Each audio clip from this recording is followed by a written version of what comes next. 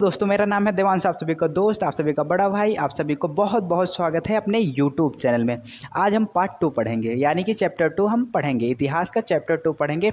बहुत अच्छे तरीके से पढ़ेंगे और आप सभी को कहीं नहीं जानना है। हम चैप्टर का नाम का मतलब बताएंगे, उसके बाद कितने टॉपिक्स हैं, एक एक टॉपिक को बहुत अच्छे तरीके से हम समझेंगे। आप सभी को कहीं नहीं जाना। आइए हम समझते हैं क्या चैप्टर का नाम समझेंगे और क्या समझेंगे। सो हम चैप्टर का नाम समझते हैं। ओके, आखेटक खाद्य संग्राहक से उत्पादन तक। कुछ समझ में नहीं आया होगा, मैं पढ़ा रहा हूँ ना, बस देखना है आप सभी को। आखेटक खाद्य संग्रह से उत्पादन तक, यानी कि खाद्य, वो जो खाने पीने की सामान, यानी कि जो खाने पीने की वस्तुएं होती थी, पहले वो लोग इकट्ठा करते, यानी कि संग्रह करते थे, एकत्रित करते थे। उसको एकत्रित करते करते उन्होंने उत्पादन तक, हमें उत्पादन तक उनकी जानकारियों को जानना है। यानी कि वो लोग खाते पीते जो सामान थे उनकी उत्पादन तक, यानी कि वो बोने जोतने तक हम सब कुछ चीज़ों को समझेंगे। आप सभी को हंसना है और पढ़ना है, एक कॉपी और पेन के साथ में बैठना है। सो आइए देखते हैं हम पॉइंट, यानी कि टॉपिक को देखते हैं। कितने टॉपिक्स हैं हमारे पूरे चैप्टर में। हमारे पूरे चैप्टर में कितने टॉपिक्स हैं? 10, 2, 12 टॉपिक्स हैं। हम 12 टॉपिक्स को बहुत अच्छे तरीके से समझेंगे दोस्तों। तो कितने टॉपिक्स हैं? 12 टॉपिक्स हैं। सो हमारा पहला टॉपिक क्या है? अभी तो हम सिर्फ टॉपिक का मतलब समझेंगे, कितने टॉपिक हैं उन सभी चीज़ों को समझेंगे। इसको आगे हम समझेंगे, एक टॉपिक को लिखेंगे, उसके बाद पूरा एक्सप्लेनेशन, यानी कि पूरा उसके बारे में डिटेल से एकदम अच्छी तरीके से जानेंगे।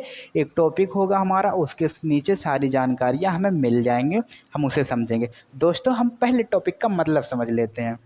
आरंभिक मानव। आरंभिक मानव के बारे में जानेंगे, क्या थे, उनका नाम कैसे पड़ा, ये सब चीज़ों को जानेंगे। आखिर वे इधर से उधर क्यों घूमते थे, यानी कि वो आखिर में इधर से उधर क्यों घूमते थे। भाई आप लोग भी बहुत इधर से इस गांव से उस गांव जाते थे, आप लोगों को कई कई रीज़न रहा होगा। किसी के चक्कर में जाते होंगे, किसी को देखने जाते होंगे, ये सब चक्कर रहा होगा। लेकिन ये लोग क्यों घूमते थे, इन सभी चीज़ों को जानेंगे, बुरा मत मानिएगा, ठीक। तो दूसरा टॉपिक हमारा, आरंभिक मानव के बारे में जानकारियाँ कैसे मिलती हैं। आप सभी लोगों के बारे में जानकारियाँ तो आपके दोस्तों से मिल जाती होंगी, या फिर किसी आपके रिलेशन से हमको आपकी जानकारियाँ मिल जाएंगी। बट इनके बारे में जानकारियाँ हमको जानने के लिए पढ़ना पड़ेगा, मजाक बात थोड़ी ना है, ठीक। तीसरा टॉपिक हमारा देखते हैं, रहने की जगह निर्धारित। आप लोग कहाँ रहते हो, आप सभी को पता है, आप सभी को हम जान लेंगे, कैसे भी आके जान लेंगे, कैसे भी किसी तरीके से हम जान लेंगे आप कहाँ रहते हैं। लेकिन ये लोग कहाँ रहते थे, इसके लिए भी हमको पढ़ना पड़ेगा। इनकी जगह क्या थी, उस जगह को हमको अच्छे तरीके से पढ़ेंगे, कहाँ रहते थे। ओके। चौथा टॉपिक, आग की खोज। आपने तो कभी की नहीं होगी, जाहिर सी बात है आपने कभी की नहीं है, लेकिन हमारे जो पूर्वज थे, यानी कि जो आखेटक संग्राहक, इन्हीं की बात हो रही। वो लोग कहाँ खोजे थे इसको जानेंगे, कब खोजे थे, कहाँ खोजे थे, इसको जानेंगे। ओके। पांचवा टॉपिक, बदलती जलवायु। आजकल का मौसम तो बहुत बदल रहा है भाई, सभी का मौसम बदल जाता है, ये तो पर्यावरण की बात ही छोड़ो। चलिए, छठवां, खेती और पशुपालक की शुरुआत। आप लोग तो बहुत खेती करते होंगे और उन लोग की खेती की बात जानेंगे, पशुपालकी की बात जानेंगे, पशुपालकों की बात जानेंगे और कृषकों की बात जानेंगे, ठीक। यानी कि कृषि को मतलब खेती की बात जानेंगे। समझिए, थोड़ा नॉलेज ले, अपना थोड़ा माइंड को अच्छे तरीके से रखिए। हम कुछ गलत भी नहीं पढ़ाते हैं, सब सही पढ़ाते हैं। बचने की बचने की प्रक्रिया, इनके बारे में जानेंगे, क्यों कहते थे, किस लिए कहते थे बचने की प्रक्रिया, ठीक। आठवां टॉपिक हमारा, एक नवीन जीवन शैली। इसका मतलब बहुत अच्छी तरीके से, हर एक टॉपिक का बहुत अच्छी तरीके से हम डिटेल समझेंगे, बारे में समझेंगे।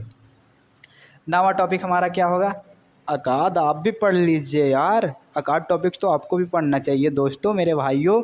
आप सभी मगन हो मुझे पता है, लेकिन आप सभी को एक दो टॉपिक्स तो पढ़ना ही चाहिए। आप सभी को पूरा टॉपिक पढ़ना है, हम समझाएंगे एक एक टॉपिक को बहुत अच्छे तरीके से। हम देखते हैं नवा टॉपिक यार, जानवर चलते फिरते खाद्य भंडारण। समझ में आया? समझेंगे, छोड़िए अभी समझ लीजिए क्या टॉपिक है, आगे हम समझेंगे। 10वां यानी कि 10वां, आओ आरंभिक कृषकों इनके बारे में जानेंगे और पशुपालकों के बारे में पता करेंगे। जाहिर सी बात है पता करेंगे, सब कुछ पता करेंगे, लेकिन जो टॉपिक में आएगा पहले उसको हम पता करेंगे, जो टॉपिक में रहेगा उसी चीज़ को हम जानेंगे, उससे ज़्यादा नहीं जानेंगे। 11 यानी कि 11वां टॉपिक, स्थायी जीवन की ओर,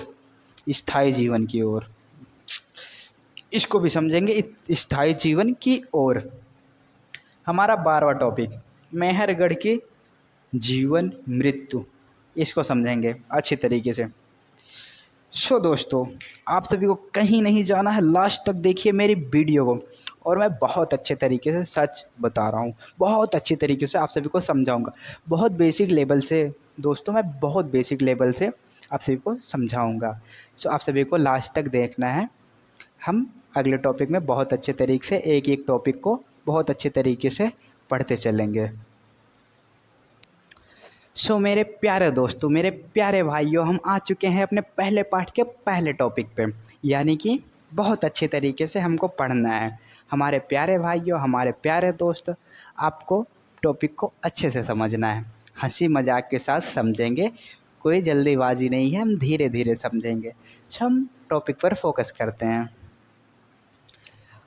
आरंभिक मानव इधर से उधर क्यों घूमते थे, आखिर इधर से उधर क्यों घूमते थे, हम इसे अच्छी तरीके से जानते हैं। पहले हम आरंभिक मानव के बारे में चर्चाएं कर लेते हैं, चलिए। उसके बाद हम जानेंगे इधर से उधर क्यों घूमते थे। पहला पॉइंट क्या कहता है, हमारे इस उपमहाद्वीप में 20 लाख वर्ष पहले रहा करते थे। कौन रहा करते थे? 20 ईयर्स का मतलब पता है, 20 लाख वर्ष पहले हमारे आरंभिक मानव, हमारे आखेटक संग्राहक लोग जो थे वो रह रहे थे हमारे उपमहाद्वीप पे। ठीक, कब रह रहे थे? 20 साल वर्ष पहले। आप सभी को बहुत अच्छे तरीके से पता होना चाहिए, तो आप सभी को मैंने बहुत अच्छे तरीके से समझाया है। दूसरा पॉइंट देखते हैं, भोजन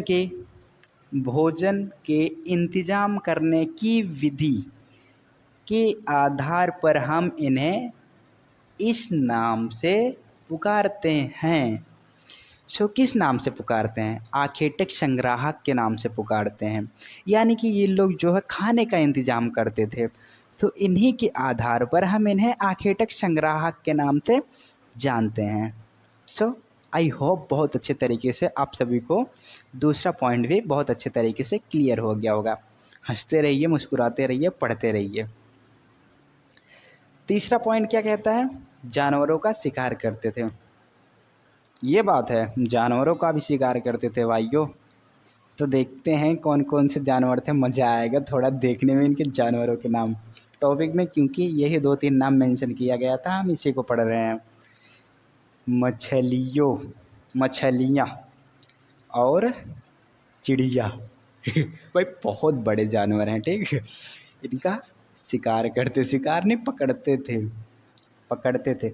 मछलियाँ और चिड़िया पकड़ते थे, फल फूल दाने इकट्ठा करते थे। क्या? फल फूल दाने इकट्ठा करते थे, खाने के लिए इकट्ठा करते थे, फेंकने के लिए नहीं, ना देखने के लिए, खाने के लिए इकट्ठा करते थे।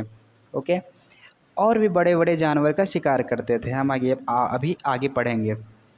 ऐसा मत सोचना कि मछलियाँ और चिड़िया ही पकड़ते थे, इनका पोषण चल जाता था, इनका खाने का जो है ये सब चल जाता था, नहीं, ये और भी जानवर पकड़ते थे, पकड़ते नहीं थे, शिकार करते थे।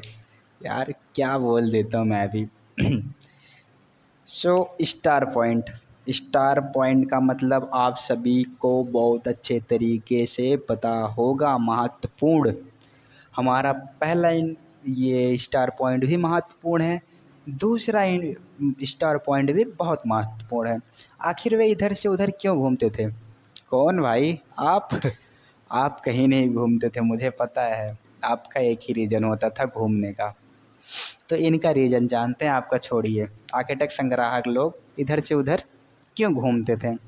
उनके 4 कारण हैं। आपके तो हज़ारों कारण रहे होंगे, नहीं एक ही कारण रहा होगा, 10-20 कारण रहे होंगे, पता नहीं। अब आप ही जानो यार, मेरे तो बहुत कारण थे घूमने के। 4 कारण इनके थे, बहुत कम कारण है ना। पहला कारण जानते हैं, भोजन समाप्त होने पर जाना पड़ता था नानी के घर।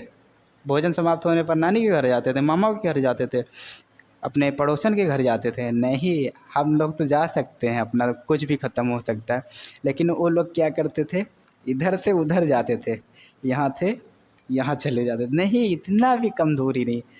अगर इनका भोजन जो है यहाँ ख़त्म हो रहा है तो बहुत मतलब 10-20 किलोमीटर दूर जाते थे, उन्हें चीज़ें मिल जाती थी। यानी कि ख़त्म होने का कारण क्या होता था कि मतलब जब 1 महीना 2 महीना एक जगह पे आप रह जाओगे तो वहाँ का क्या होगा, जो चीज़ें रहेंगी वो ख़त्म होने लगेंगे, धीरे धीरे ख़त्म हो जाएंगे। तो आपको भूखे थोड़ी ना सोना है और आपको मरना थोड़ी ना। इसी कारण वो लोग दूर जाते थे कि वहाँ हमको सब चीज़ें मिल जाएंगी खाने को। हमारा पहला कारण क्लियर हो गया ना भाई, ना दोस्त, ना भाई ना दोस्त, क्लियर, एकदम क्लियर, मज़े में। अब जानते हैं दूसरा कारण। दूसरा कारण जानते हैं, जानवरों के शिकार करने के कारण जाना पड़ता था। जानवरों का शिकार करने के कारण जाना पड़ता था जंगल में। जंगल में तो रहते ही थे यार, तो जानवरों का शिकार करने के कारण उनको इधर से उधर जाना पड़ता था। अगर बात की जाए कि थोड़ा जानवरों के बारे में थोड़ा इंटरेस्ट, थोड़ा मज़ा कर लेते हैं। ये मेरा रहा जानवर, जानवर हो गया। ये जाता था छोटे जानवरों का शिकार करने। ये हमारे हो गए संग्राहक लोग, भाइयों दोस्तों। ये चुप्पे चुप्पे जाते थे, इन पर शिकार करते थे, इसको ला के अपना ये पेट भर लेते थे।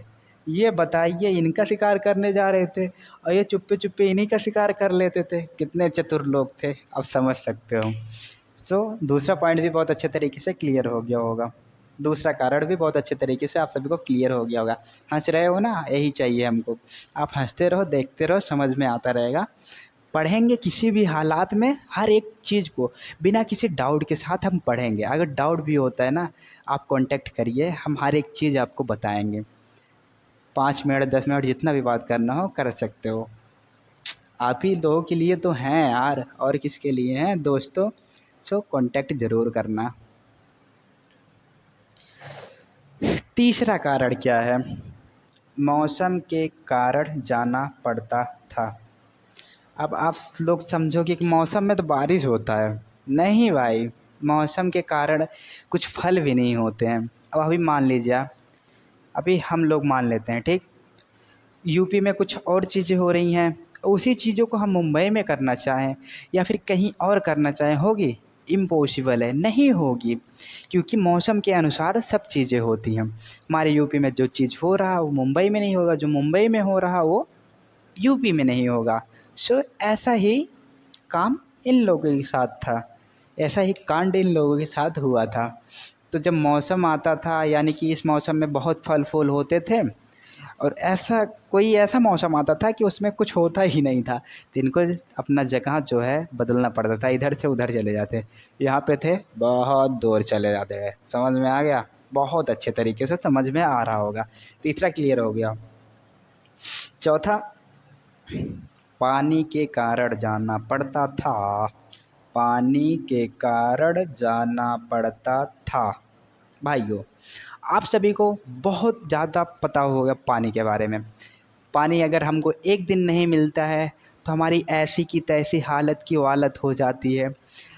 पानी का महत्व तो बहुत महत्व होता है। तो बताइए ये लोग कैसे जी पाएंगे? नहीं जी पाते थे।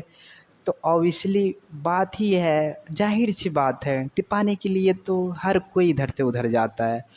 मान लीजिए हम लोग का कई रीज़न रहा होगा इधर उधर जाने के लिए, लेकिन पानी का रीज़न तो हम लोग का भी था, इन लोग का भी था। एक कॉमन बात है, हम लोग तो शिकार करते हैं लेकिन छोटे मोटे करते हैं। ये चारों कारण थे, हम अच्छी तरीके से समझ चुके हैं। सो आप सभी को मैं ही कहना चाहूँगा, भाइयों और मेरे दोस्तों, मेरे प्यारे प्यारे दोस्तों, आप सभी को किसी भी हालत में पढ़ाई करनी है, अगर आपको मेरी वीडियो अच्छी लग रही हो तो आप मेरे से ही पढ़ाई करिए, आपको कोई भी डाउट नहीं रह जाएगा। अगर आपको मेरी वीडियो नहीं अच्छी लग रही है आप कहीं और वीडियो देख सकते, लेकिन पढ़ने में कभी क्या बोलते हैं, पढ़ने में कभी वो नहीं करना, कंजूसी नहीं करना पढ़ने में, क्योंकि आपके मम्मी पापा मेहनत करने में कोई भी कंजूसी नहीं कर रहे हैं। आपको दिन रात एक करके आपको पैसा दे रहे हैं, कहीं से भी करके दे रहे हैं। तो आप सभी को भी कम से कम 8-9 घंटे ज़रूर पढ़ना है। सो हम मिलते हैं दूसरे टॉपिक में। सो दोस्तों, दूसरा टॉपिक, हमारे पाठ का दूसरा टॉपिक बहुत अच्छे तरीके से हम पढ़ेंगे। आप सभी को एकदम टेंशन लेने की ज़रूरत ही नहीं है, धीरे धीरे पढ़ेंगे, लेकिन कोई डाउट नहीं रह जाएगा हमारे माइंड में। हम बहुत अच्छे तरीके से पढ़ेंगे। आइए दूसरा टॉपिक जो है देखते हैं। क्या है हमारा दूसरा टॉपिक? आरंभिक मानव के बारे में जानकारियाँ कैसे मिलती हैं। पहले हम आपके बारे में थोड़ा चर्चाएं कर लें। जानकारियाँ आपकी कैसे हमको मिल सकती हैं? हम कांटेक्ट करेंगे, आपकी जानकारियाँ मिल जाएंगी। हम आपकी फैमिली में बात करेंगे, जानकारियाँ मिल जाएंगी। आपके रिश्तेदारों से बात करेंगे, आपकी जानकारियाँ मिल जाएंगी। दोस्तों से बात करेंगे, आपकी जानकारियाँ मिल जाएंगी। लेकिन ये आखेटक संग्राहकों के बारे में हमें कैसे जानकारियाँ मिलती हैं उसको देखते हैं। ठीक, समझ में आ गया होगा मैं क्या कहना चाहता हूँ। इनके बारे में जानकारियाँ हमको लेना है और जानना है, तो हम एक ही पॉइंट में सब चीज़ों को जानेंगे। एक ही पॉइंट हमने देख रखा है, सब चीज़ों को जानेंगे। अगर हाँ, एक बात मैं आप सभी से कहना चाहूँ, जो टॉपिक में है वही हम पढ़ेंगे और हमने पॉइंट पॉइंट में आप सभी को समझाऊंगा। ऐसा नहीं कि पूरी कहानी के तौर पर आप सभी को कहानी बताता चलूँगा। जो ज़्यादा इम्पोर्टेंट है, जो इम्पोर्टेंट है टॉपिक में, तो सब कुछ मैं लिखा हूँ, सब कुछ लिखा हूँ और बहुत अच्छी तरीके से पॉइंट में आप सभी को समझा दूंगा। लेकिन कहानी के तौर पर अगर समझो तो बहुत सारी चीज़ें समझने को पड़ जाएंगी। इसीलिए हम जो है पॉइंट में आप सभी को समझाएंगे, बहुत अच्छे तरीके से समझ में। अगर आपसे कोई पूछता भी ना, आप सभी को बहुत अच्छे तरीके से समझ में आएगा। हाँ, सही बात है, बहुत अच्छे तरीके से समझाऊंगा। हंसते रहो यार, अच्छा लगता है हंसते हो तो। सो पहला टॉपिक हमारा क्या कहता है? पुरातात्विदों को कुछ ऐसी वस्तुएं मिली जिनका निर्माण और उपयोग आखेटक संग्राहक किया करते थे। इसका कहने का क्या मतलब है? आखेटक संग्राहक के लिए या फिर बारे में कुछ चीज़ें पुरातात्विकों को मिली। पहले हम पुरातात्विक का मतलब समझ लेते हैं। पुरातात्विक जो है हमारे संग्राहकों के लोगों, जो वो लोग जो चीज़ें या फिर सामान अपने छोड़े थे उन पर अध्ययन करते हैं। या मान लीजिए कोई औजार मिल गया हमारे संग्राहकों के बारे में, या फिर कोई भी चीज़ें उन लोगों से रिलेटेड मिल गए, उस पर अध्ययन करते थे, हम उन्हीं को पुरातात्विद कहते हैं। आप सभी को पुरातात्विक का मतलब बहुत अच्छे तरीके से समझ में आ गया होगा। ठीक, हाँ, तो पहला टॉपिक हमारा हमने पढ़ रखा था, फिर एक बार पढ़ लेते हैं। पुरातात्विदों को कुछ ऐसी वस्तुएं मिली हैं जिनका निर्माण और उपयोग आखेटक संग्राहक किया करते थे। तो जो हमारे आखेटक संग्राहक थे, कुछ वस्तुएं जो है पुरातात्विदों को मिली, उसका निर्माण भी करते थे, उपयोग भी करते थे। आइए देखते हैं क्या चीज़ें मिली हमारे पुरातात्विदों के। पुरातात्विदों को क्या चीज़ें मिली आखेटक संग्राहक जो निर्माण करते थे, उपयोग करते थे? तो आइए देखते हैं। पहला हमारा औजार मिला, दूसरा हमारा हथियार मिला। ठीक, और औजार देखते हैं कैसे औजार मिले, किस तरह के औजार मिले, हम उसको देखते हैं। ठीक, पहला औजार हो गया पत्थरों के औजार। पुरातात्विदों को पत्थरों के औजार मिले।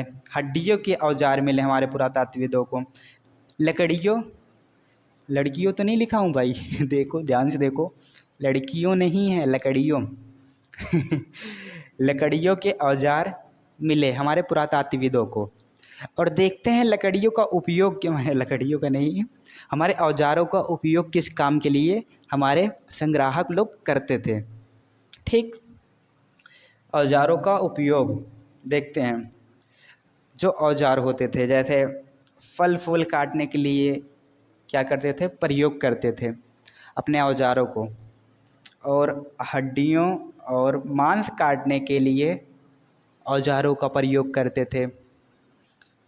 पेड़ों की छाल और जानवरों की खाल उतारने के लिए प्रयोग करते थे क्या बात हो गई, पेड़ों की छाल, जानवरों की खाल, क्या बैठ रहा है, उतारने के लिए क्या करते थे, यूज करते थे, प्रयोग करते थे औजारों का। जानवरों का शिकार करने के लिए प्रयोग करते थे। भाले हो गए और से खतरनाक जो होते थे, भाले तो नहीं होते थे बट जो हमारे पत्थर होते थे उसको नुकील करके शिकार भी करते थे। अगर थोड़ी सी जानकारी और है, वो जो होते थे ना, हड्डियों के मुट्ठे भी लकड़ियों और हड्डियों के मुट्ठे भी लगाते थे अपने औजारों पर, जिनसे उनको हेल्प मिलती थी। अभी आप भी कोई सामान लिए हो या फिर कोई लोहा लिए हो हाथ में, उससे काटोगे भी ना मुट्ठे को तो आपके हाथ में झल के पड़ जाए, लेकिन अगर मुट्ठे लगा लिए तो आप सभी को थोड़ा आराम फील होगा। ठीक, हम सभी ने पूरा जानकारियाँ जान ली है, दूसरे टॉपिक के बारे में पूरी जानकारियाँ हम लोग सभी ने जान लिया और कुछ बचा ही नहीं है। सो आप सभी को ऐसे ही हंसाता रहूँगा, ऐसे ही पढ़ाता रहूँगा, आप सभी को बहुत अच्छे तरीके से समझ में आएगा।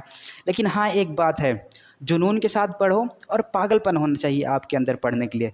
तो पागलपन तो होगा और जुनून भी होगा, लेकिन उसको यार अंदर में जो छुपा रखे हो उसे वो मतलब लाओ, बाहर लाओ उस जुनून को, उस पागलपन को बाहर लाओ और उस पागलपन के साथ पढ़ोगे तो पूरे चीज़ बहुत अच्छे तरीके से समझ में आएगी। सो दोस्तों, हम तीसरे टॉपिक में सो दोस्तों हमारा तीसरा टॉपिक, हम तीसरे टॉपिक को बहुत अच्छे तरीके से समझेंगे और पढ़ेंगे। लेकिन आप सभी को मैं एक चीज़ बताना चाहता हूँ, आप सभी को जितने भी नाम दिए गए हैं टॉपिक में, हमारे तीसरे टॉपिक में जितने भी नाम दिए गए हैं, किसी को समझाया नहीं गया है, ना किसी का डिटेल में बहुत अच्छे तरीके से बताया गया है। सिर्फ हम नामों को समझेंगे और नाम तो हम आगे चैप्टर में सभी नामों का एक्सप्लेनेशन जानेंगे और डिटेल में जानेंगे, लेकिन आगे चैप्टर में, अगले वाले चैप्टर में या फिर उससे अगले वाले या फिर उससे अगले वाले सभी चीज़ों के बारे में जानेंगे। लेकिन जो हमारे तीसरे टॉपिक में, इस टॉपिक में हम उसी को पढ़ते हैं। सो हम यही बताना चाहते थे और आप सभी को समझ में आ गया होगा। सो हमारा तीसरा टॉपिक क्या कहता है, उसका क्या मतलब, रहने की जगह निर्धारित करना। कहाँ रहते थे हमारे संग्राहक लोग, हम उन चीज़ों को जानेंगे। यार आप लोग हंसते हो ना, बहुत अच्छे लगते हो, हंसा करो यार, हम नहीं हंस रहे हैं तो आप लोग ज़रूर हंसो, हंसो, हंसते रहो। और आइए देखते हैं हमारे संग्राहक लोग कहाँ रहते थे। तो यहाँ रहते थे, हमारे रूम में नहीं रहते थे दोस्तों, वो कहीं और रहते थे, उसी को हमको जानना है, बहुत अच्छे तरीके से हम जानते हैं। सो हमारा पहला पॉइंट क्या कहता है, पूरा पाषाणिक पुरस्थल। हमने बताया था ना, सिर्फ हम नाम जानेंगे, उसके बारे में नहीं जानेंगे, सिर्फ आपको नाम जानना है। इन सभी के बारे में डिटेल में हम अगले चैप्टर में या फिर उससे अगले चैप्टर में पढ़ेंगे, सिर्फ आपको सिर्फ जानना है नाम। पूरा पाषाणिक पुरस्थल, ये कोई नाम है और उस नाम में इन सारे नाम आते हैं, उनमें रहते थे हमारे संग्राहक लोग। भीमबेटका में रहते थे, हुशंगी में रहते थे, करनूल की गुफाओं में रहते थे हमारे संग्राहक लोग। आइए हम दूसरे पॉइंट में देखते हैं, नवपाषाणिक पुरस्थल। नवपाषाणिक पुरस्थल उसमें कहाँ कहाँ रहते थे, मेहरगढ़ में रहते थे, महागढ़ा में रहते थे, बुरझोम में रहते थे, चिरांद में रहते थे, दौजली हेडिंग, कोल्डिवा, हल्लूर, पयमल्ली। यहाँ का तीसरा पॉइंट देखिए, महापाषाणिक पुरस्थल में कहाँ रहते थे, आदिचन्नूर, ब्रह्मगिरी में रहते थे हमारे संग्राहक। सो हम देखते हैं हमारा चौथा पॉइंट क्या है, आरंभिक गांव। आरंभिक गांव में कहाँ, इनाम गांव में रहते थे हमारे संग्राहक लोग, आपके दोस्त लोग, हमारे संग्राहक लोग।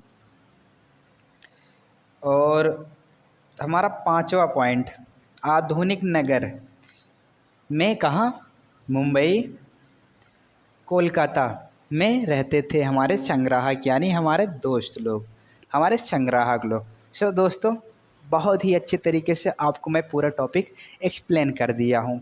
हम आप सभी को पहले भी बताए थे और लास्ट में भी बता रहे हैं इस टॉपिक के, कि हमको सिर्फ नाम मेंशन किया गया है और कुछ नहीं समझाया गया है दोस्तों, सिर्फ नाम को मेंशन किया गया है। इन नामों के बारे में हम आगे पढ़ेंगे अगले वाले चैप्टर में या फिर उससे अगले वाले चैप्टर में, सारी चीज़ों को हम अगले चैप्टर में पढ़ेंगे। हमारे टॉपिक में बस यही नाम था और नाम मेंशन किया था, उसके बारे में कुछ भी नहीं बताया गया था मेरे दोस्तों। सो दोस्तों, हमारा चौथे टॉपिक के बारे में हम हर एक जानकारियों को बहुत अच्छे तरीके से जानेंगे। सिर्फ आपको लास्ट तक हमारी वीडियो के साथ बने रहना है। तो हम टॉपिक में जितनी भी जानकारियां हैं, वन टू ऑल सब कुछ जानेंगे। जितना टॉपिक में हमारे बताया गया, जितना एक्सप्लेन किया गया, सब कुछ हम जानेंगे और समझेंगे। सो आपको लास्ट तक बने रहना है। हमने पहले भी जितने टॉपिक पढ़ाए हैं सभी में बहुत अच्छे तरीके से पढ़ाए हैं, और हम आगे भी ऐसे ही पढ़ाते रहेंगे। जितने टॉपिक्स हमारे आगे आएंगे सब कुछ अच्छे से ही चलता रहेगा। सो हम आते हैं चौथे टॉपिक पे। हम चौथे टॉपिक को समझ लेते हैं, आग की खोज। तो आग की खोज के बारे में हम चीज़ों को समझते हैं पॉइंट में। हमने पॉइंट में लिख रखा है जिसके वजह से आप सभी को बहुत अच्छे तरीके से समझ में आ जाए हमारा चौथा टॉपिक। सो दोस्तों, हंसते रहो मुस्कुराते रहो, और हंसते रहो मुस्कुराते रहो, और क्या कहें, आप सभी बहुत अच्छे लगते हो जब हंसते हो। सो हंसते रहो और मुस्कुराते भी रहो साथ में, कोई दिक्कत नहीं है। तो पहला पॉइंट हमारा क्या है, आइए हम उसको अच्छी तरीके से समझते हैं। आखेटक संग्राहक लोगों ने की, किसी का मर्डर नहीं किया, ना किसी का और कुछ किया है। इस टॉपिक में सिर्फ आग की बात हो रही है।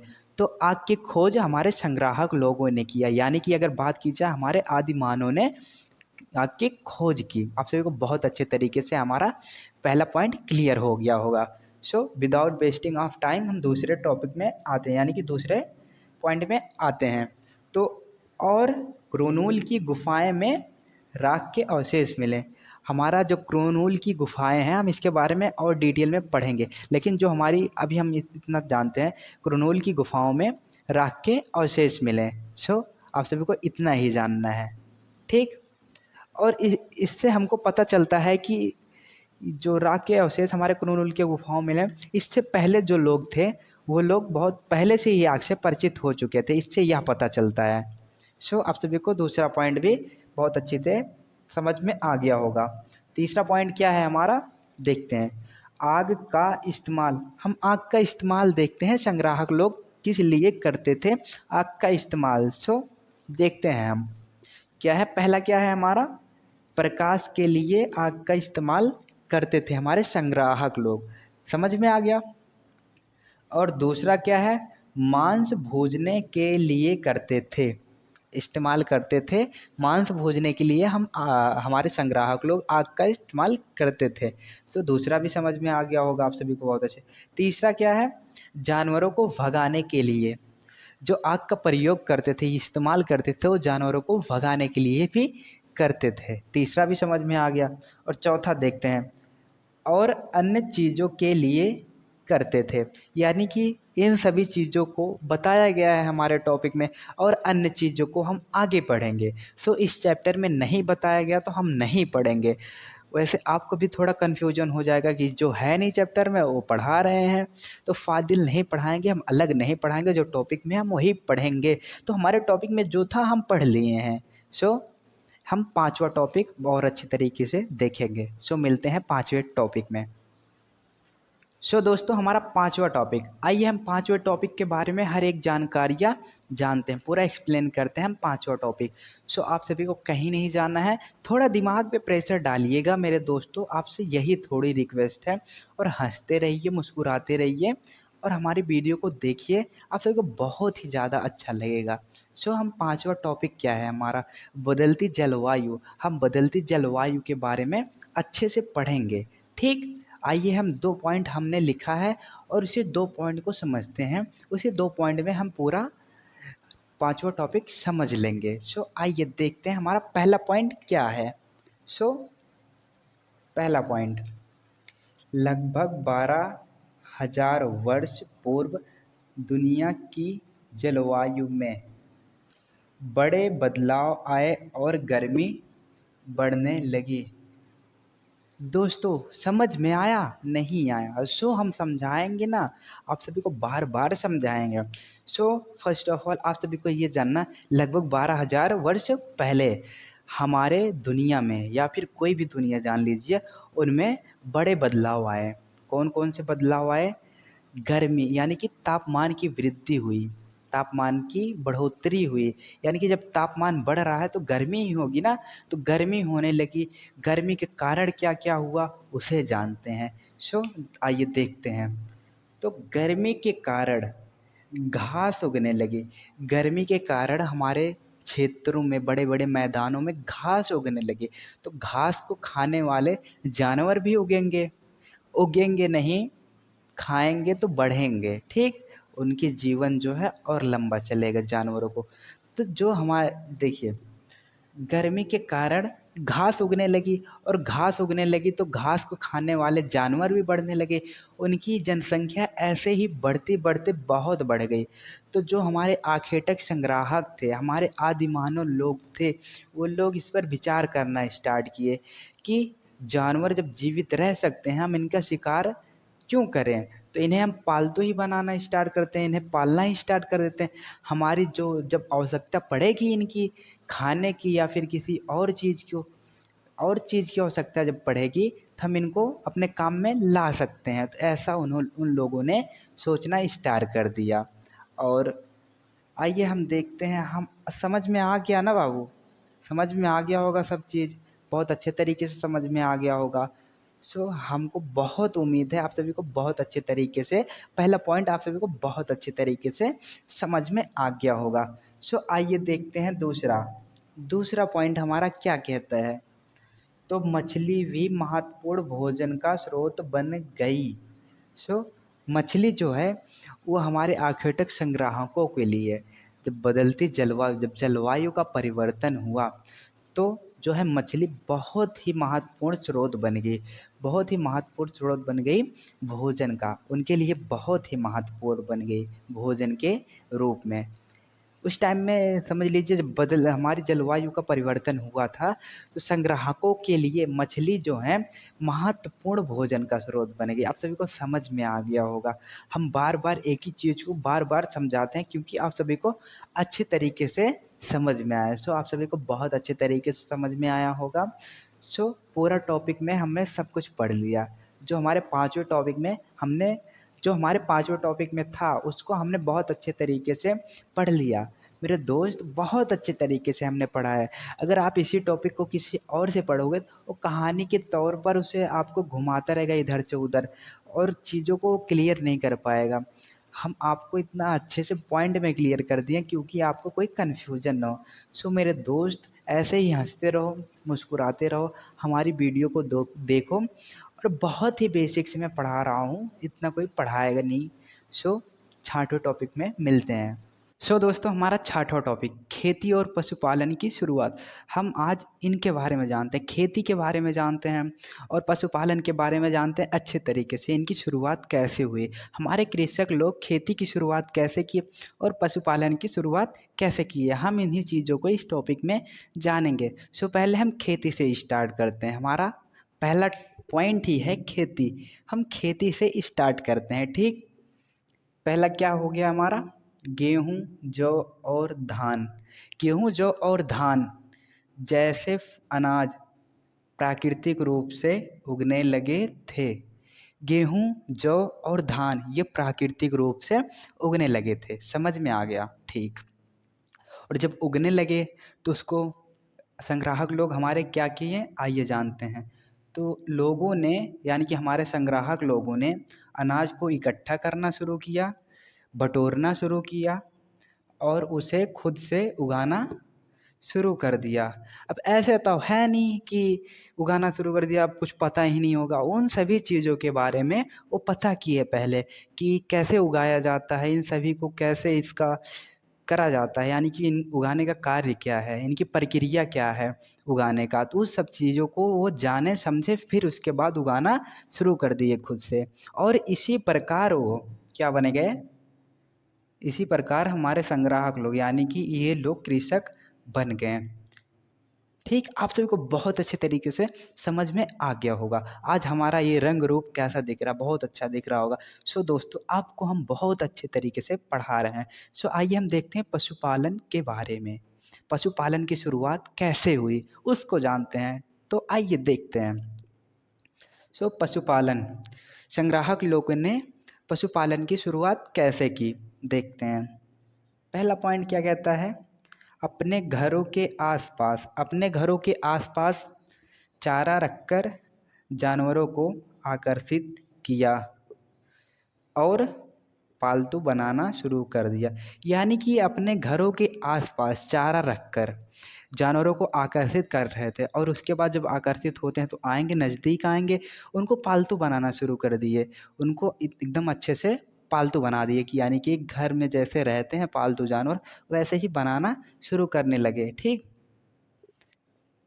पहले कुत्ता को बनाया, फिर उसके बाद भेड़ बकरी को और सारी चीज़ों को फिर उन्होंने बनाना शुरू किया, पालतू बनाना शुरू किया। ठीक, सबसे पहला पालतू जानवर बताया अभी, सबसे पहला पालतू जानवर कुत्ते को बनाया गया।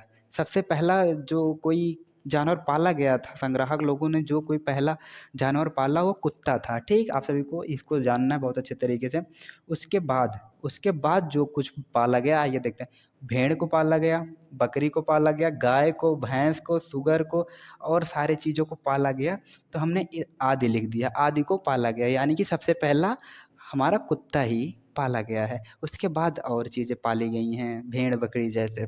सो हमारा तीसरा पॉइंट क्या है? और जंगली जानवरों के आक्रमण से सुरक्षा करते थे। हमारे संग्राहक लोग जो थे वो जो जानवर पाले थे, जो और जंगली जानवर थे, माने कि मतलब लोग अन्य जंगली जानवर आते थे और वो जो है जंगली जानवर आते थे और जो है संग्राहक लोग हमारे वो अपने पशुओं को बचाते थे, यानी कि उनके आक्रमण से बचाते थे। अपने जो पाले हुए थे, अपने जानवरों को जो पाले थे उन्हीं को बचाते थे। काहे नहीं समझ में आता बार बार यार, मैं एक ही चीज़ बोलता हूँ, नहीं यार समझ में आना चाहिए आप सभी को। इसका क्या कहने का मतलब, जो जंगली जानवर होते थे आक्रमण करते थे इनके जानवरों पर, यानी कि जो ये पाले थे उनके जानवरों पर आक्रमण करते थे, उनसे सुरक्षा करते थे हमारे संग्राहक लोग। समझ में आ गया? एक ही बार मैं बार बार बोलूँ तो नहीं अच्छा लगता है, तो समझना चाहिए ना आप सभी को। बार बार हमको परेशान करते हो यार। और इसी प्रकार ये लोग क्या बन गए? नाना बन गए, नानी बन गए? कुछ नहीं यार, पशुपालक बन गए। ठीक, और इसी प्रकार ये लोग पशुपालक बन गए। समझ में आया? क्या बन गए? पशुपालक बन गए, यानी कि ये लोग पालना स्टार्ट कर दिए, तुमको नहीं, जानवरों को पालना स्टार्ट कर दिए। सो आप सभी को मैं बहुत अच्छे तरीके से, बहुत बेसिक लेवल से पढ़ा रहा हूँ, तो डोंट मिस ये वीडियो। ठीक, उतनी इंग्लिश नहीं आती बट जो भी आती है बहुत आती है। सो आप सभी को पढ़ाई करना है, बेसिक लेवल से पढ़ाई करना है। अगर आपको कुछ नहीं आता है, हमारी वीडियो को देखकर बहुत सारी चीज़ें आपको आने लगेंगी और बहुत अच्छे तरीके से। एक बार आप सभी ज़ोर से हंसिए और ज़ोर से मुस्कुराइए, हंसिए ज़रूर, हंसिए यारो, हंसो दोस्तों। बहुत अच्छा, बहुत मज़ा ही आ जाता है। आप सब जब हंसते रहते हो, दिल खुश कर देते हो। पढ़ते रहो, हंसते रहो, धीरे धीरे पढ़ेंगे, कोई दिक्कत नहीं है, कोई जल्दीबाजी नहीं है। तो दोस्तों हमारा सातवां टॉपिक बचने की प्रक्रिया।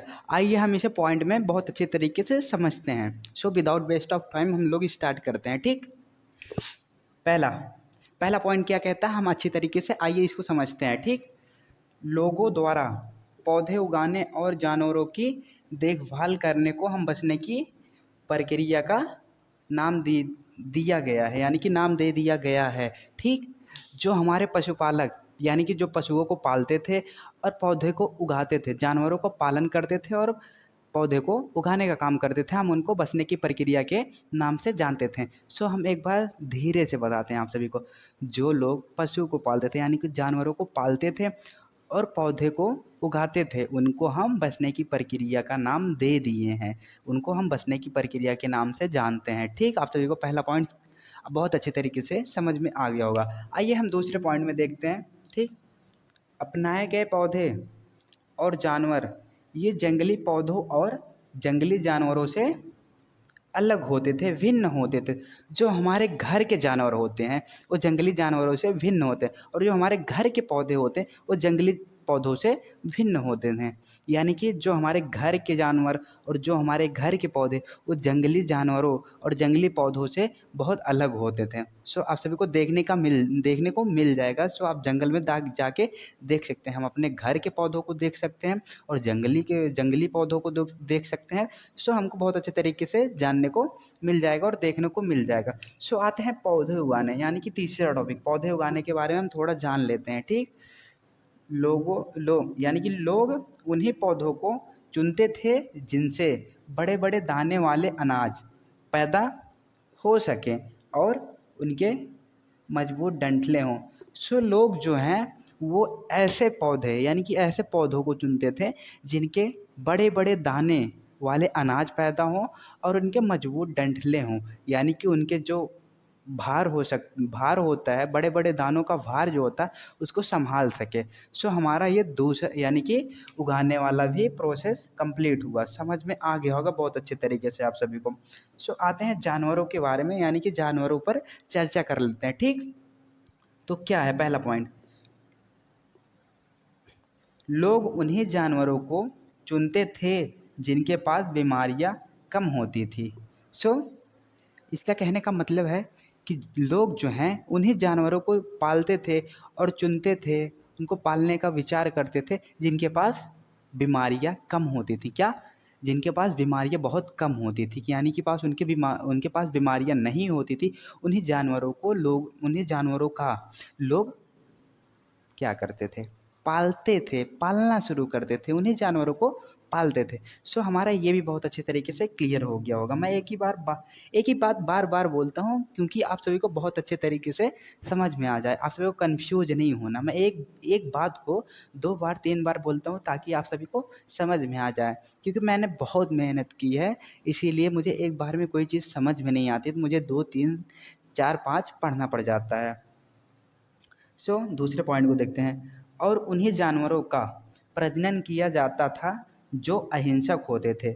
यानी कि लोग जो है उन्हीं जानवरों का प्रजनन करते थे जो हिंसा ना करते थे, जो अहिंसक होते थे, उन्हीं जानवरों का प्रजनन किया जाता। अहिंसक का मतलब होता है हिंसा ना करने वाले। ठीक, आप सभी को समझ में आ गया होगा मेरा दूसरा पॉइंट। और लास्ट पॉइंट पे हम देखते हैं दोस्तों, इनकी शुरुआत कब हुई, बचने की प्रक्रिया की शुरुआत कब हुई। सो बचने की प्रक्रिया 12,000 वर्ष पूर्व शुरू हुई, यानी कि 12,000 वर्ष पूर्व, 12,000 वर्ष पूर्व, 12,000 एगो शुरुआत हुई। क्या, बचने की प्रक्रिया की शुरुआत हुई 12,000 वर्ष पूर्व, यानी कि 12,000 वर्ष पहले।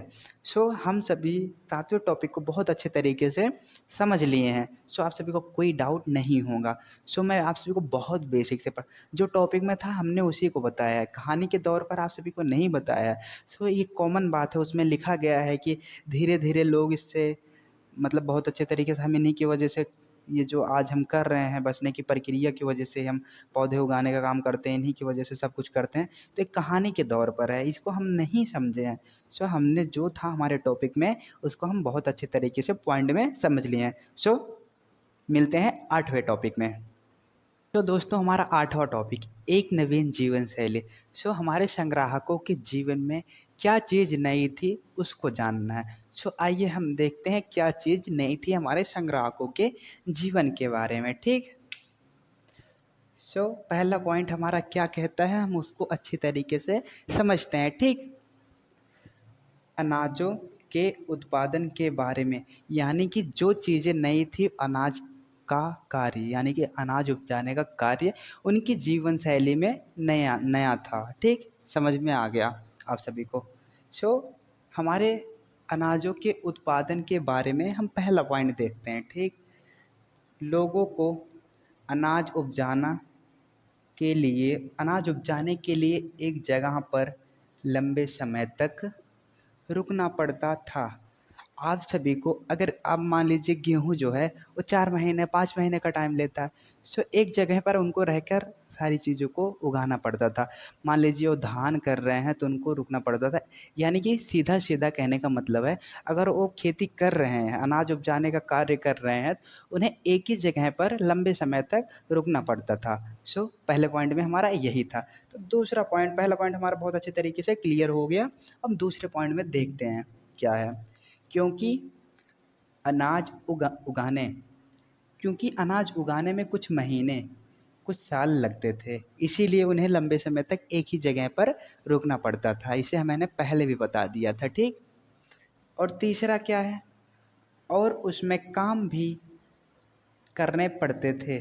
सो सीधी सी बात है, अगर आप लोग खेती करते हो तो खेती में थोड़ी ना ऐसे बो दो भाई कुछ काम ही नहीं होंगे, कोई चीज़ करना ही नहीं पड़ेगा, सब कुछ करना पड़ता है। जो जो करना पड़ता है आप सभी को पता होगा, लेकिन मैं ऐसा समझा देता हूँ कि आपको कुछ पता नहीं है, मैं बता रहा हूँ। ठीक, पहला क्या होता है, काम क्या होता है हमारे खेती में, खरपतवार हटाना पड़ता था।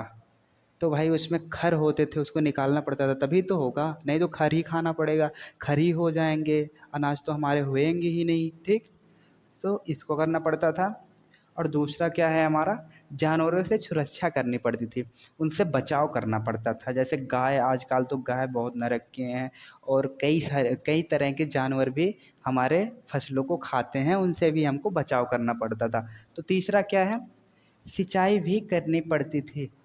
क्या यार, ये भी कोई पूछने वाली बात है, या फिर ये भी कोई सच समझाने वाली बात है? नहीं यार। तो यार, अगर फसल आप बो रहे हो, जोत रहे हो, उसका काम कर रहे हो, उसमें सिंचाई तो बहुत ही ज़्यादा महत्वपूर्ण काम करती है। सो आप सबको समझ में आ गया हो? इससे भी ज़्यादा किया जाता है हमारे खेती में काम। लेकिन हमको तीन ही काम जानना है जो हमारे मेन है। सो आप सभी को बहुत अच्छे तरीके से पता होगा, क्योंकि अगर आप खेती किए होंगे या फिर आपके फादर करते होंगे, तो उनसे पूछ लीजिएगा खेती में क्या क्या काम करना पड़ता है। बहुत सारी चीज़ें करनी पड़ती है, उनको बढ़ाने के लिए खाद वाद सब कुछ करना पड़ता है। सो यही इतना था, इतना ही समझिए आप सभी। अगर और जानकारी जानना है तो अपने पापा से जाके पूछिए, ठीक। और तीसरा पॉइंट हमारा क्या कहता है, अनाज पकने के बाद, भाई जब अनाज पक जाता है तो उसको काटते हैं, पीटते हैं, उसको कूटते हैं, फिर खाते हैं। खाने के बाद भी कुछ लोग तो रखते भी हैं। उस टाइम के लोग जो होते थे, इतना सब कुछ करने के बाद क्या करते थे, रखते थे कि हम आगे भी इसे उगा सकें, उगाने के बाद हम खा सकें। सो आजकल के टाइम पे हम लोग के पास पैसा है, तो हम लोग जाके खरीद लेते हैं बोने के लिए, उगाने के लिए हम बीज जाके खरीद ले आते हैं। लेकिन उस टाइम जो है, वो लोग खाने के लिए भी रखते थे और बोने के लिए भी रखते थे, खानों को, यानी कि अपने अनाजों को, ठीक। सो आइए देखते हैं। अच्छा हाँ, ये तो हमारा क्लियर हो गया, यही था, भोजन के लिए और उपजाने के लिए रखते थे। भोजन के लिए और उपजाने के लिए रखते थे, हमने दो बार और लिख दिया है, तो एक कट कर देते हैं, ठीक। सो हमारा दूसरा पॉइंट, पहले आप समझ लीजिए, तो भोजन रखते कहाँ होंगे, गड्ढे में या फिर कहीं जंगलों में? भाई घर है, घर में एक कोने कहीं भी रख सकते हैं। लेकिन उस टाइम जो है, वो लोग क्या कहते थे, भंडार गृह। तो जो है हमारे अनाज जो होते थे वो भंडार गृह में रखे जाते थे। अब बात की जाए, उसमें टॉपिक में बताया गया है कि टोकरी में रखते थे, मिट्टी के बर्तन में। आपकी मर्जी, चाहे जिधर भी रखो, बोरी में रखो, तसले में रखो, कढ़ाई में रखो, भगोने में रखो, कहीं भी रखो, वो आपकी बात है। सो हमारे टॉपिक में यही सब था, ठीक। इतना सब कुछ हमारे टॉपिक में था, जो कि हम बहुत अच्छे तरीके से समझ लिए हैं। कोई डाउट नहीं है आपके माइंड में, मुझे पता है। अगर आपको कोई डाउट होता है तो हम आप हमसे कांटेक्ट करें, यानी कि आप हमसे संपर्क करें, कॉल करें, मैसेज करें, कुछ भी करें, और हमारे व्हाट्सएप चैनल से जुड़ जाएं। एक हमारा व्हाट्सएप ग्रुप है, उसको भी आपको जुड़ना पड़ेगा, उसमें ज्वाइन कीजिए, और कुछ आपको इम्पोर्टेंट क्वेश्चंस, एमसीक्यू सब कुछ कराए जाएंगे उस पर। सो मिलते हैं। ऑर्डर अभी हो गया 10। तो दोस्तों, हमारा नौवां टॉपिक, जानवर चलते फिरते खाद्य भंडारण। सो इसके बारे में हम पॉइंट में बहुत अच्छे तरीके से समझते हैं। तो आइए बिना किसी देरी के हम पॉइंट को समझते हैं। हमारा पहला पॉइंट क्या कहता है, इसे अच्छी तरीके से हम समझ रहे हैं। जानवर बच्चे देते हैं, सभी को पता है, ठीक। जिससे इनकी जनसंख्या बढ़ती है। जब भाई बच्चे देंगे तो जनसंख्या तो बढ़ेगी ही, जाहिर सी बात है। जब किसी चीज़ को दिया जा रहा है तो उसकी जनसंख्या बढ़ेगी ही ना। सो पहला पॉइंट बहुत अच्छी तरीके से समझ में आ गया होगा, ठीक। और दूसरा पॉइंट क्या कहता है, जानवर चलते फिरते खाद्य भंडारण है। जानवर जो है चलते फिरते खाद्य भंडारण है, यानी कि जानवर चलते भी हैं और खाद्य भंडारण भी हैं। अगर वहीं बात की जाए धान गेहूँ की, वो चलते नहीं हैं, लेकिन खाद्य भंडारण है, लेकिन वो चलते नहीं हैं। जानवर चलते भी हैं और खाद्य भंडारण भी है। तो डिफरेंस तो धान और गेहूँ और जानवर में तो बहुत डिफरेंस है। चलिए ठीक है, हम इसमें देखते हैं खाद्य भंडारण कैसे हैं, क्यों हैं। सो जानवर जो है दूध देते हैं, ये भोजन का बहुत अच्छा स्रोत है, ठीक। ये जो भोजन का बहुत अच्छा स्रोत है। सो और क्या देते हैं जानवर, जानवरों से हमें मांस भी मिलता है। ये भोजन का अच्छा स्रोत है, ये भी भोजन का अच्छा स्रोत है, उनसे हमें मांस भी मिलता है। सो इन्हीं सभी के कारणों से क्या कहते हैं इन्हें, चलते फिरते खाद्य भंडारण।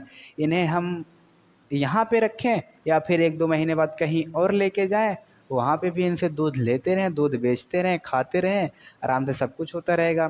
बट इनकी देखभाल करनी पड़ती है, इनको टाइम टाइम से खाना देना पड़ता है, सब सब चीज़ों को देना पड़ता है। इनसे हम दूध पा सकते हैं, ये मोट टाट हो गए, इन्हें हम मांस भी इनका खा सकते हैं। यानी कि हम इन्हें कह सकते हैं चलते फिरते खाद्य भंडारण। आप सभी को समझ में आ गया होगा जानवर चलते फिरते खाद्य भंडारण क्यों हैं। सो लास्ट पॉइंट हमारा बचता है, उसको अच्छी तरीके से समझते हैं। दूसरे शब्दों में पशुपालन, दूसरे शब्दों में यानी कि दूसरे शब्दों में पशुपालन जानवर हमारे भोजन के भंडारण का एक तरीका है। इसका कहने का मतलब है कि दोस्तों, जो हमारा दूसरा शब्दों में अगर हम इन्हें कुछ कह सकते हैं तो पशुपालन जो है दूसरे शब्दों में, सो ध्यान से सुनिएगा, दूसरे शब्दों में, ठीक, दूसरे शब्दों में पशुपालन, पशुपालन भोजन के भंडारण का एक तरीका है। यानी कि जैसे धान गेहूँ एक तरीके भंडारण है, वैसे हम दूसरे तरीके में अगर जानना चाहें तो जानवर भी भंडारण का एक तरीका है। सो आप सभी को बहुत अच्छे तरीके से समझ में आ गया होगा। सो पूरे टॉपिक में, हमारे 9वें टॉपिक में यही था जो कि हम बहुत अच्छे तरीके से समझ लिए हैं। हंसते रहो, मुस्कुराते रहो। 10वें टॉपिक में मिलते हैं। सो दोस्तों, हमारा 10वां टॉपिक, आओ आरंभिक कृषकों और पशुपालकों के बारे में पता करें। सो दोस्तों, हमें इनके साक्ष्य के बारे में पता करना, इनके बारे में नहीं पता करना, हमारे आरंभिक कृषकों के बारे में नहीं पता करना, हमें पशुपालकों के बारे में नहीं पता करना, उनके साक्ष्य के बारे में पता करना कि कहाँ कहाँ मिलें। सो आइए देखते हैं कहाँ कहाँ पे इनके साक्ष्य मिलें। सो पहले पॉइंट में हमने बताया है कहाँ कहाँ पर इसके साक्ष्य मिले, इनके साक्ष्य कहाँ कहाँ पर मिले, हमारे पूरे उपमहाद्वीप में इनके साक्ष्य कहाँ कहाँ पे मिले, उसको हम पहले पॉइंट में देख लेते हैं। ठीक, हमारे उपमहाद्वीप में आरंभिक कृषकों यानी कि हमारे शुरुआती कृषकों और पशुपालकों के साक्ष्य कहाँ मिले उसको देखते हैं। ठीक, हमारे पूरे महाद्वीप में, हमारे पूरे महाद्वीप में, पूरे की बात हो रही है तो पूरे महाद्वीप में कहाँ कहाँ पे इनके साक्ष्य मिले, ठीक, उसको देखते हैं। सो हमारे मेन पॉइंट में पहला पॉइंट है, बुर्ज होम में मिले इनके साक्ष्य, मेहरगढ़ में मिले इनके साक्ष्य, महागढ़ा में मिले इनके साक्ष्य, कोल्डीवा में मिले इनके साक्ष्य, दाउजली हेडिंग में मिले, चिरांद में मिले, पय्यमपल्ली में मिले, हल्लूर में मिले।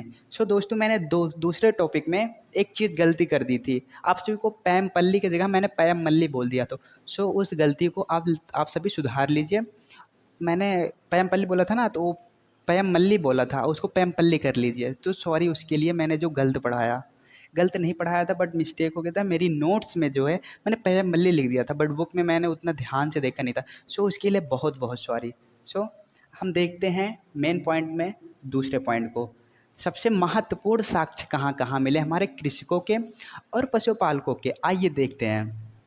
सबसे महत्वपूर्ण साक्ष्य कहाँ मिले हमारे कृषकों और पशुपालकों के, पश्चिम उत्तरी क्षेत्रों में और आधुनिक कश्मीर में, पूर्वी और दक्षिण भारत में, यहाँ यहाँ पर इनके महत्वपूर्ण साक्ष्य मिले। ठीक, आप सभी को समझ में आ गया होगा पहला पॉइंट बहुत अच्छी तरीके से। सो दूसरा पॉइंट देखते हैं, एक रोचक साक्ष्य।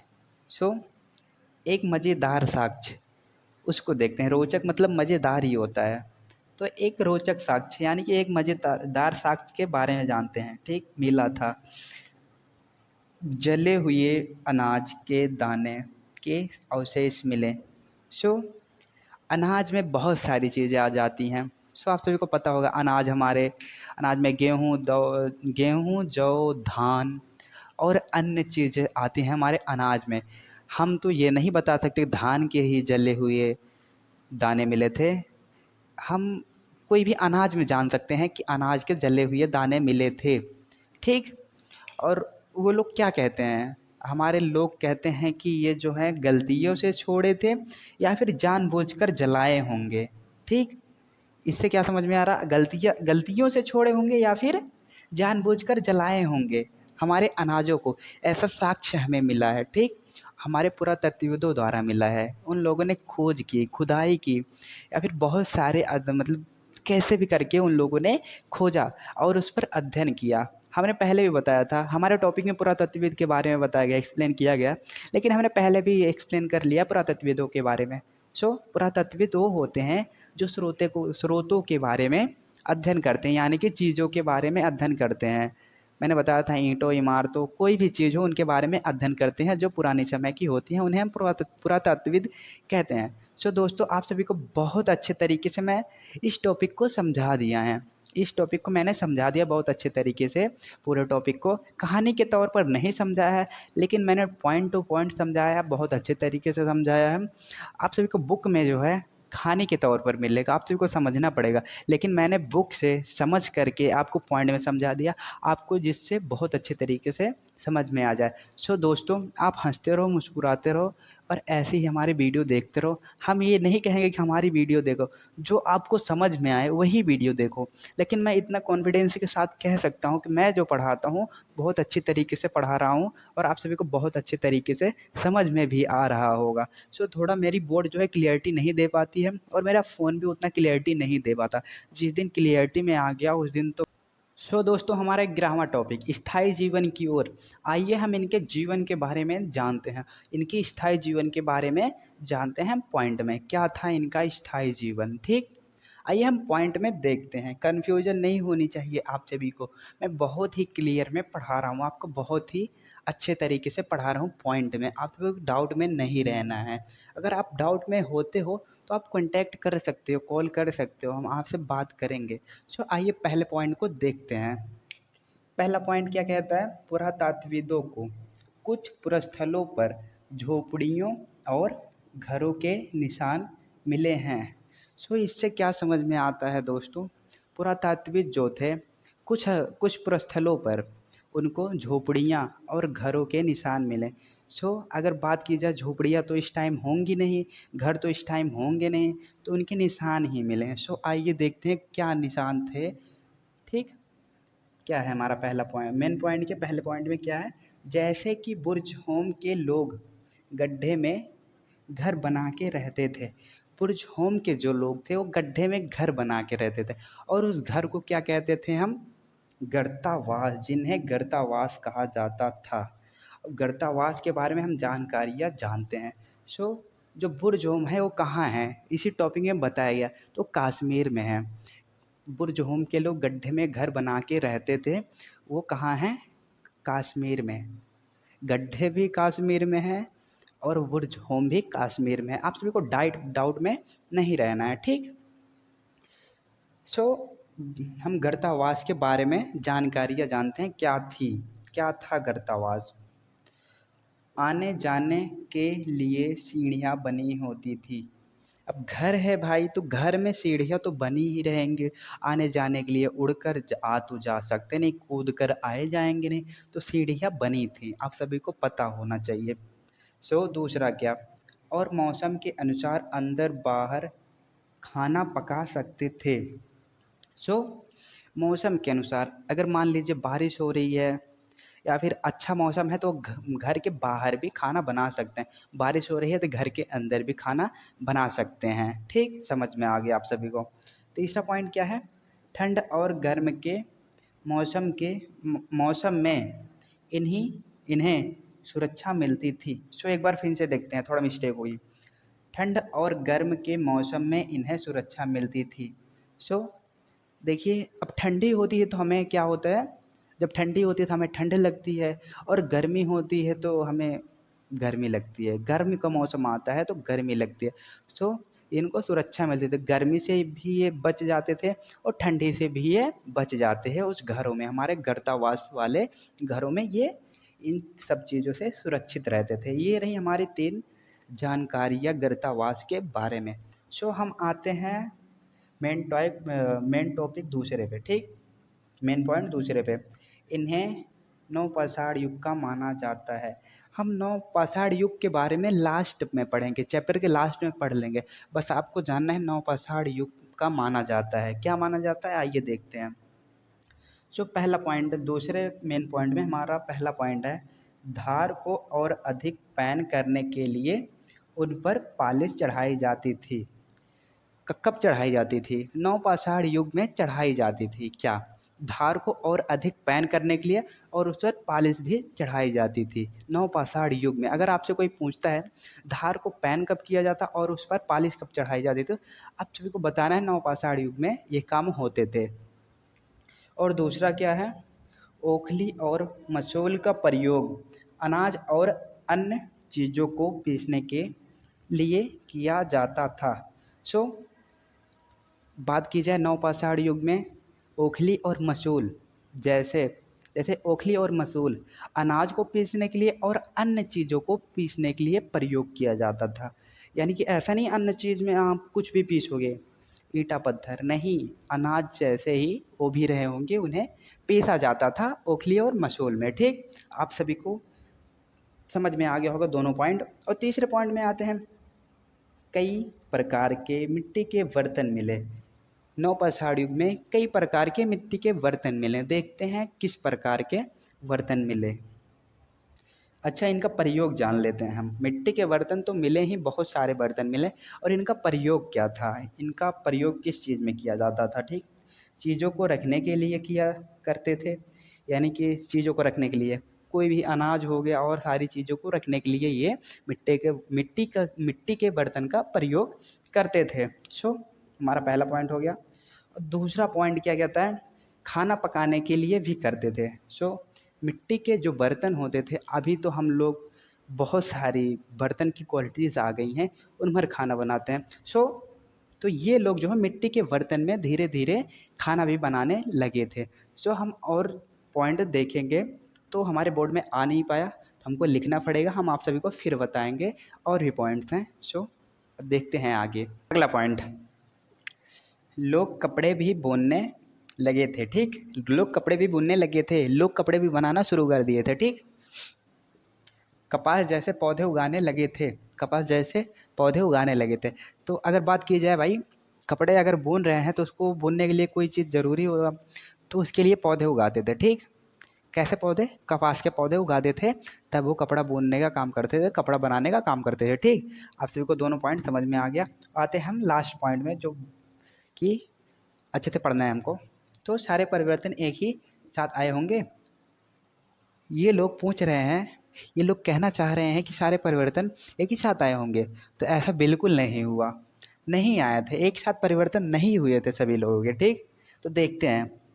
कई जगहों पर स्त्री और पुरुष शिकार और भोजन संग्रह करने का काम करते थे। यानी कि कई जगहों पर या फिर कहो बहुत सारी जगहों पर जो है स्त्री स्त्री की बात हो रही है और पुरुष की बात, स्त्री और पुरुष शिकार करते थे और भोजन संग्रह करते थे। यानी कि भोजन को एक एकत्रित करते थे। ठीक, एकत्रित करते थे, उसका काम करते थे। ठीक, आप सबको समझ में आ गया होगा। यानी कि कई जगहों पर स्त्री और पुरुष शिकार और भोजन संग्रह करने का काम करते थे। ठीक, और हमारा दूसरा पॉइंट क्या है? कई जगहों पर स्त्री और पुरुष खेती का काम करते थे। देखिए इन्हीं दोनों में कितना डिफरेंस है। ये लोग कौन सा काम करते थे? ये लोग कौन सा काम करते थे? शिकार का काम करते थे, भोजन संग्रह का काम करते थे, और वहीं दूसरी जगहों पर अगर देखा जाए तो खेती का काम करते हैं। ठीक, इनमें ही बहुत बदलाव है। ठीक, ऐसे ही बदलाव आते रहें। ठीक, और तीसरा पॉइंट को देखते हैं।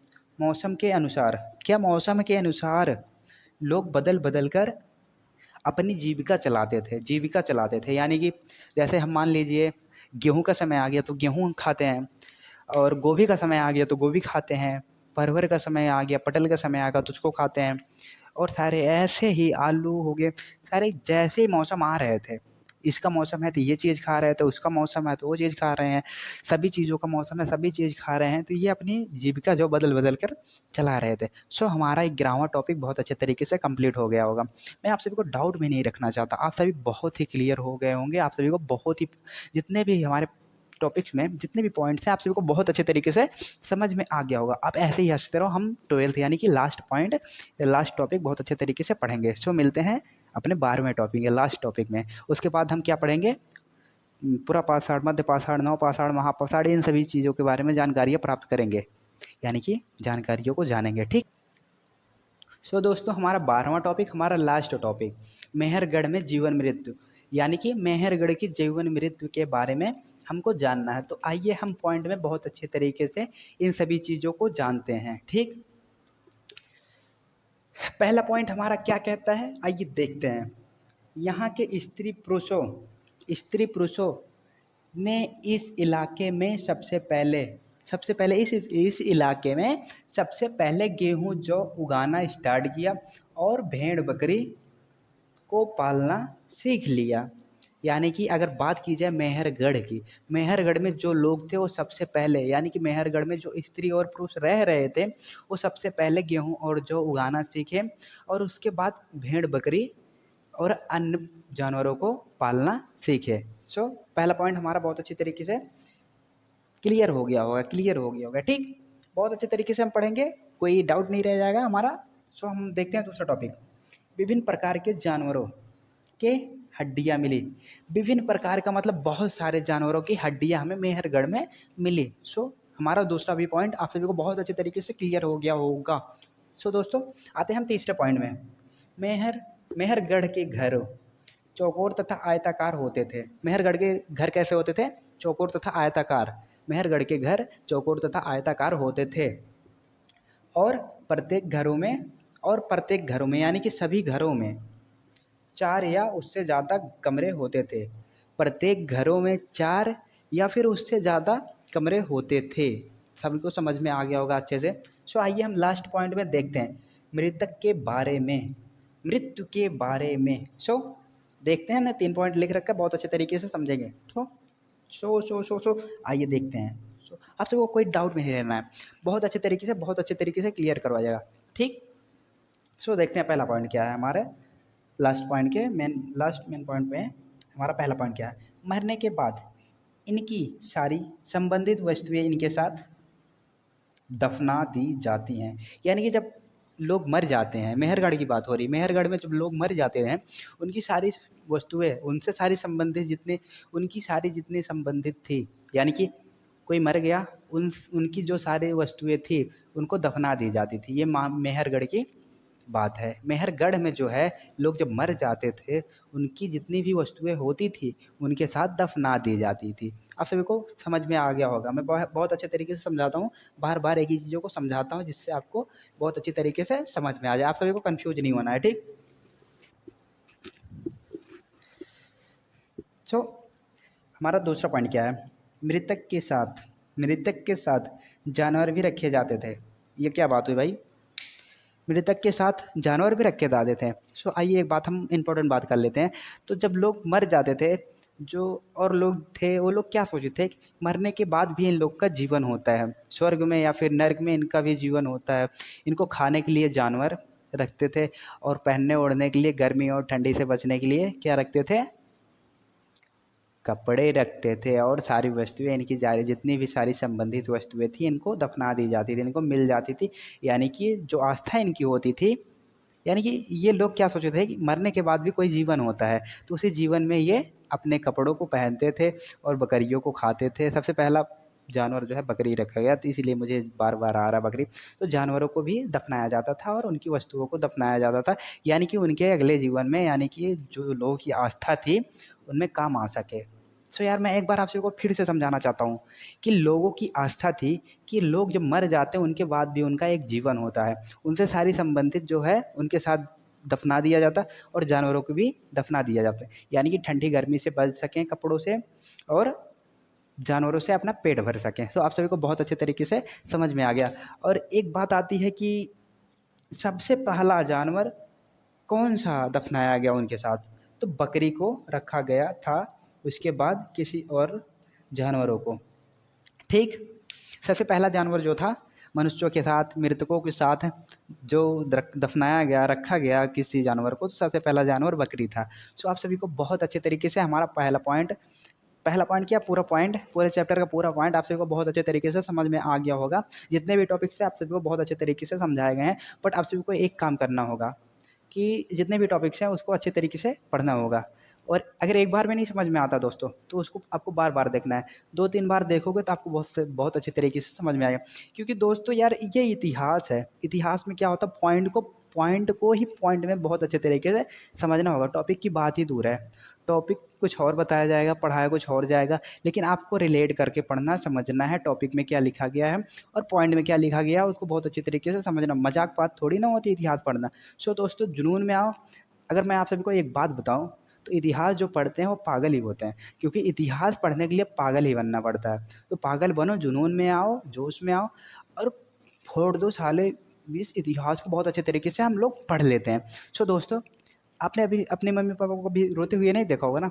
सो रोने का काम ही मत करो, रुलाने का काम ही मत करो। आप सभी को बहुत ही मेहनत करके 8-9 घंटे, 10 घंटे, 12 घंटे, 16 घंटे, जितना भी हो सकता है, आप बहुत ताबड़तोड़ मेहनत कीजिए। दिन रात एक कर दीजिए मेहनत करने में। इतिहास पढ़ेंगे, बहुत अच्छे से पढ़ेंगे। इतिहास के लिए हमको पागल बनने का, तो हम पागल को पागल बनेंगे, पागल बनेंगे। कि आप सभी को मैं एक शायर कहना चाहता हूँ। सो दोस्तों, मम्मी पापा ने जिस चीज़ को कह दिया बेटा मुझे ये लेना, तो आपको ना प्राइस चेक करना पड़े, ना बैंक बैलेंस चेक करना पड़े। आप सभी को इतना मेहनत करना, ना बैंक बैलेंस चेक करना पड़े, ना प्राइस चेक करना पड़े कि कितने की है और कितने पास मेरा पैसा है, मेरे बजट में है कि नहीं है। जो मम्मी पापा कह देते हैं है उतने की, ले लो भाई।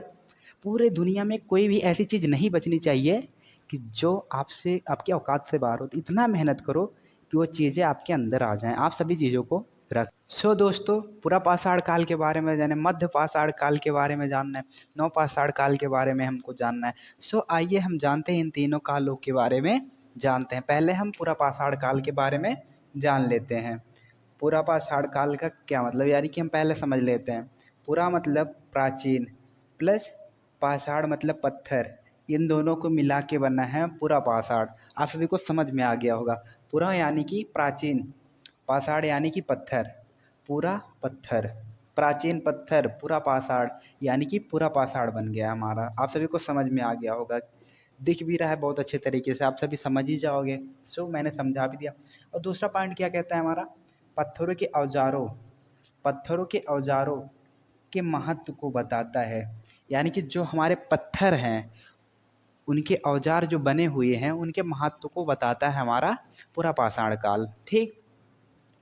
और तीसरा पॉइंट क्या कहता है, समय। पूरा पाषाण काल की समय क्या है, समय 20 लाख वर्ष पूर्व से लेकर 12,000 वर्ष पूर्व तक माना जाता है। क्या, 20 लाख वर्ष पूर्व से लेकर के 12,000 वर्ष पूर्व तक माना जाता है। सो आप सभी को पता ही चल गया होगा। सो आइए हम देखते हैं चौथा पॉइंट। 99% कहानियाँ इसी काल से घटित हुई हैं। यानी कि अगर किसी काल में कहानी ज़्यादा घटित हुई हैं, तो ये हमारे पूरा पाषाण काल में घटित हुई हैं। सबसे ज़्यादा कहानियाँ हमारे पूरा पाषाण काल से ही घटित हैं। ठीक। आइए देखते हैं मध्य पाषाण काल के बारे में। ठीक। पहला पॉइंट क्या है मध्य पाषाण काल के बारे में, इस काल में हमें पर्यावरण बदलाव देखने को मिलता है। ठीक। इस काल में हमें पर्यावरण बदलाव देखने को मिलता है। इन्हें हम मेसोलिथ और मध्य पाषाण युग भी कहते हैं। ठीक। आप सभी को समझ में आ गया होगा। इस काल में बारिश बहुत होती है, पर्यावरण बदलाव ज़्यादा होता है।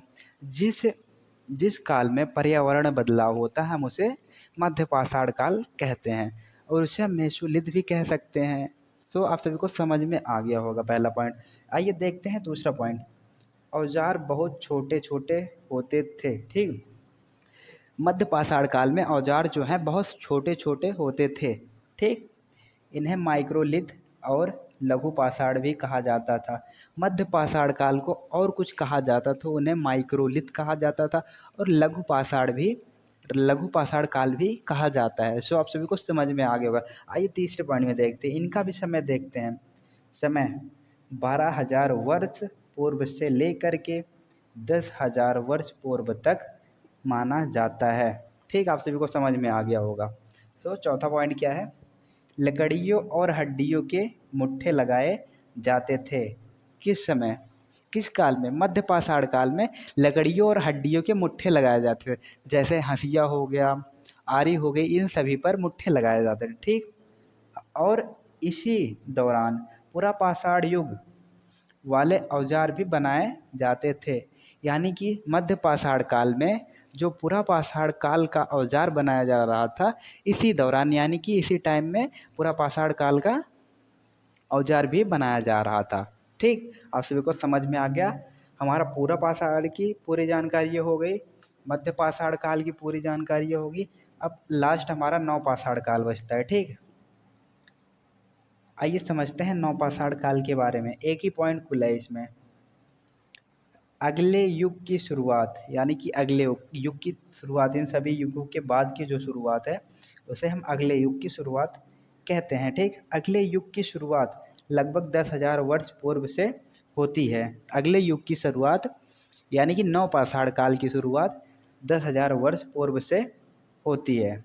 इसे हम नव पाषाण युग कहते हैं, या फिर इसे नव पाषाण युग कहा जाता है। ठीक, आप सभी को समझ में आ गया होगा।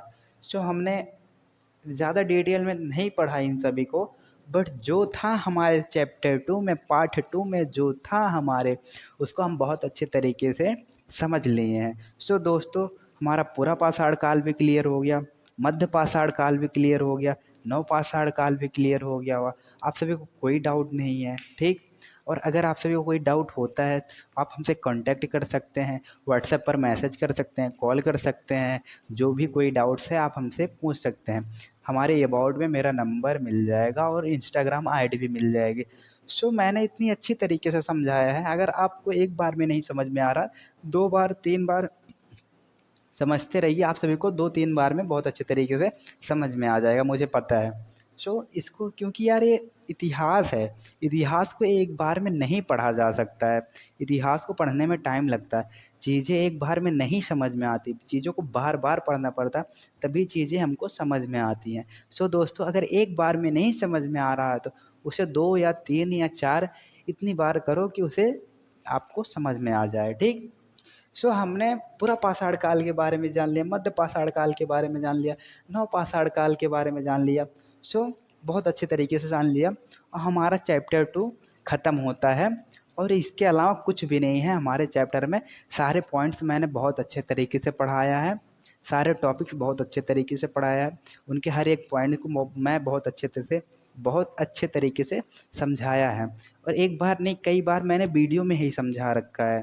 ठीक, क्योंकि मैंने बहुत मेहनत की ना, चीज़ों को एक बार में नहीं समझ में आती थी मुझे, चीज़ें जो होती थी मुझे एक बार में नहीं समझ में आती थी, मैं 2 या 3-4 बार समझता था। इसीलिए मुझे बोलने की आदत हो गई, ये समझने की आदत हो गई, एक चीज़ों को 2 या 3 बार समझाया जाए। सो मेरी वीडियो इसी वजह से लॉन्ग हुई। सो आपको चैप्टर 3 में बहुत अच्छे तरीके से मैं पढ़ाऊँगा, जो कि मैं एक बार नहीं, 2 बार नहीं, एक ही बार में आप सभी को बहुत अच्छे तरीके से समझाने की कोशिश करूँगा, जो कि 1 घंटे में हमारी पूरी वीडियो बन जाएगी तीसरी की।